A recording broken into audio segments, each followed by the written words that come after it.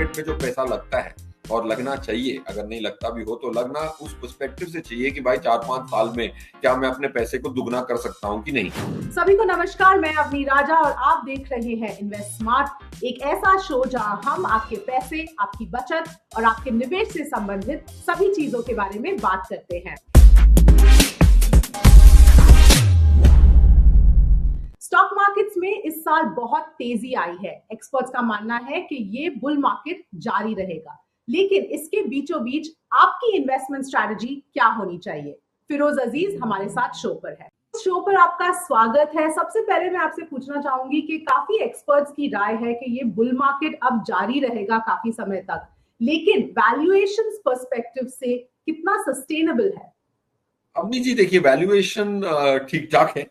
अगर मैं वैल्यूएशन की बात करूं तो निफ्टी की कंपनी की कमाई इस साल का अंदेशा है कि 945 रुपए की कमाई होगी निफ्टी कंपनियों की, और 6 महीने गुजर चुके हैं, रिजल्ट्स आ चुके हैं सितंबर क्वार्टर के, और ठीक ठाक दिशा दिख रही है। अगर हम स्मॉल कैप की बात करें तो निफ्टी स्मॉल कैप 250 की 13,200 की लेवल है करीबन, और 636 रुपए की कमाई का अंदेशा है।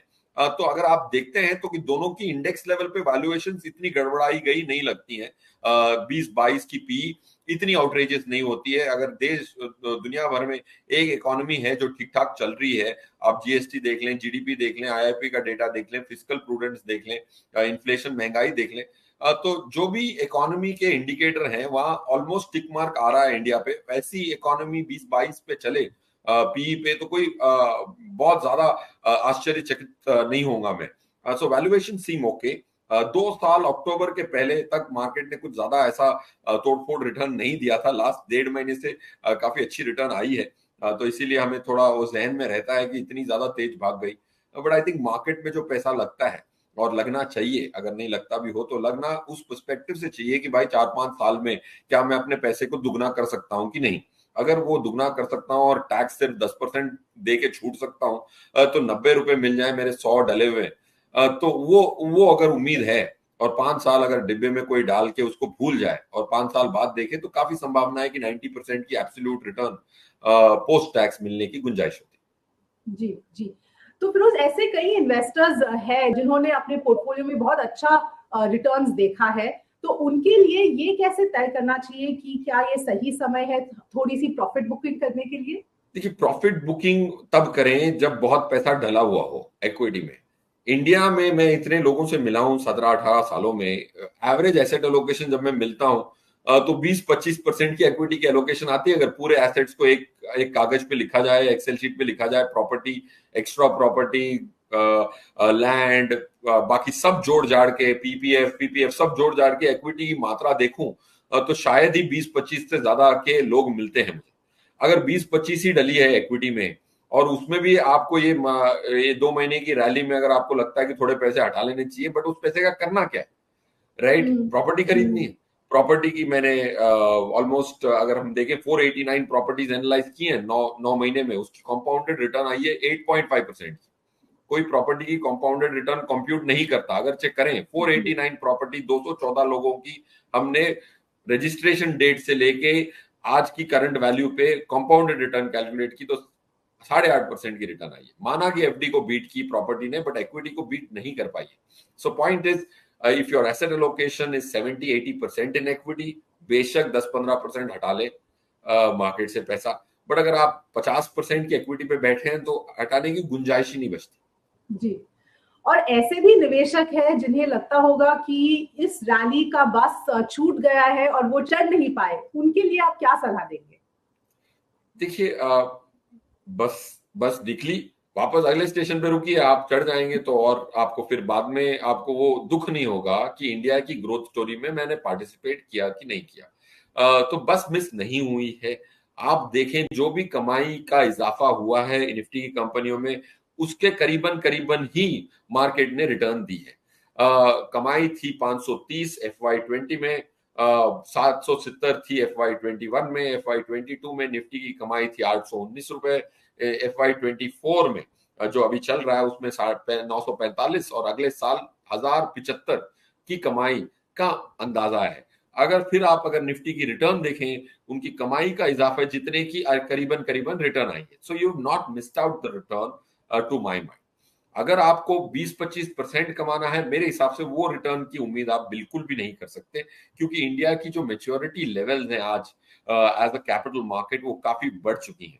इंडिया में विदेश भर में, मतलब पूरी दुनिया में सबसे ज्यादा लिस्टेड स्टॉक्स इंडिया में ही है। 4 ट्रिलियन की इकोनॉमी हो, मतलब कैपिटल मार्केट की मार्केट कैप हो गई है।